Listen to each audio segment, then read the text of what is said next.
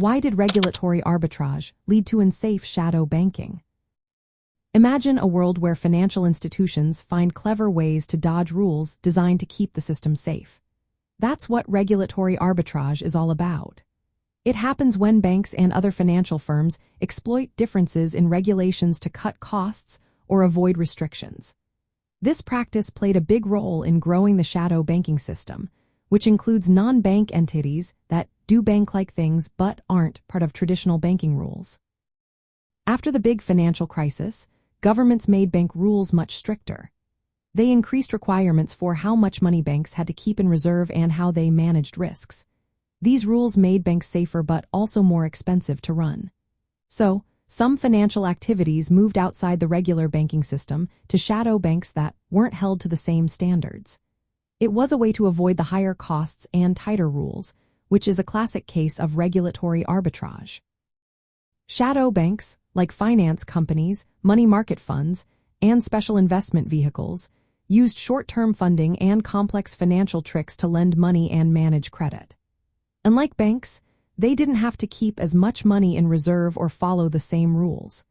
This meant they could take on more leverage and risk without the safety nets banks had, making the whole system more fragile.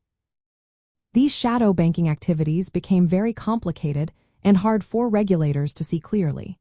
They used techniques like securitization, turning loans into securities sold to investors, and repurchase agreements, which are short-term loans secured by assets.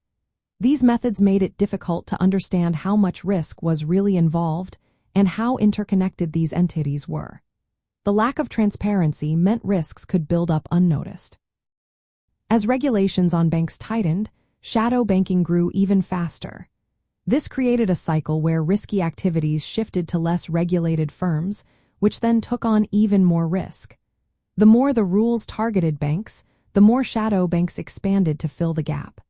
This feedback loop made the whole financial system more vulnerable to shocks. Plus, not everyone could easily take advantage of these loopholes. Larger, more resourceful firms with better connections could navigate the regulatory gaps, while smaller players struggled to keep up. This led to market distortions, with risk concentrating in shadow banks that operated with less oversight and higher leverage. In the end, regulatory arbitrage encouraged risky financial behavior outside the traditional banking system. It shifted dangerous activities into less regulated areas, increasing leverage, opacity, and systemic risk.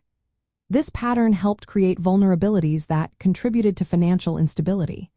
Understanding how these loopholes worked helps us see why the shadow banking system became such a risky part of modern finance.